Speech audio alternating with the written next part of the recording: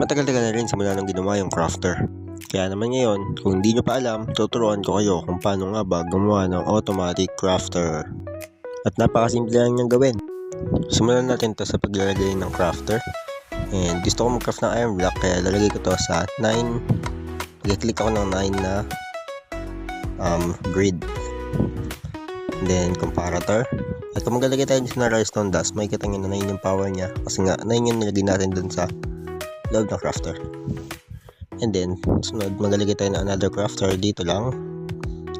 And then sa taas na yung hopper with a chest. Sa harap ay chest. Diyan ang pupunta yung ating mga items. And then lagay tayo dito ng block. Kahit ng block. Tapos another comparator. Then redstone dust. Comparator ulit. Ay, repeater. And then block. And yun na yan. Okay, subukan natin kung gumagana. Maglagay tayo dito ng mga lahat ng iron na hawak natin. And as you can see is magkakaroon dito ng isang iron block. Pwede rin nyo itong palitan para makagawa tayo ng iron bars. So, see, tumitigil siya kapag 6 na yung nakalagay. Like that.